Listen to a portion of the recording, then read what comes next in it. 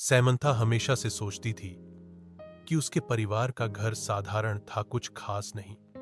एक शांत पड़ोस में स्थित यह एक आरामदायक 2 मंजिला घर था, जिसमें एक सफेद पिकेट बाड़ और एक अच्छी तरह से बनाए रखा बगीचा था। फिर भी जैसे ही वह एक दोपहर धूल भरे अटारी में घूमते हुए उसकी नजर कुछ असामान्य चीज पर पड़ी। दूर कोने में भूली हुई पेटियों के ढेर के नीचे उसने फर्श के तख्तों के नीचे छिपा हुआ एक संकीर्ण ट्रैपडोर देखा। जिज्ञासा पर आश्चर्यचकित होकर वह घुटने टेककर उसे खोला। नीचे स्थित छोटा सीढ़ीदार मार्ग एक धुंधले बासी सुरंग की ओर ले जाता था। दीवारें पत्थर से बनी थीं और एक हल्की ठंडी हवा अंदर से फुसफुसाती हुई प्रतीत होती थी। दिल धड़कते हुए सामंथा सावधानी से नीचे उतरी, उसकी टॉर्च अंधेरे को चीरती हुई। सुरंग उसकी अपेक्षा से कहीं अधिक लंबी खिंची हुई थी, जो पृथ्वी के नीचे मुड़ती और मुड़ती थी। वह हिला नहीं सकी।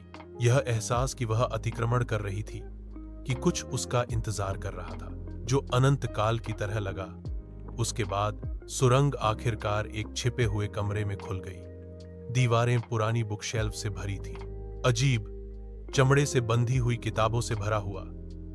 कमरे के बीच में एक पुरानी मेज धूल भरे कागजात और पत्रिकाओं से घिरी हुई थी। जैसे ही सामंथा दस्तावेजों को पढ़ रही थी, उसके हाथ कांप रहे थे।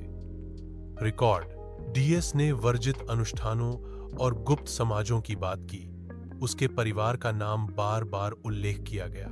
जितना अधिक उसने पढ़ा, उसने महसूस किया कि उसके परिवार का इतिहास गहरे रहस्यों से जुड़ा हुआ था। रहस्य वह दफन रहने के लिए थी।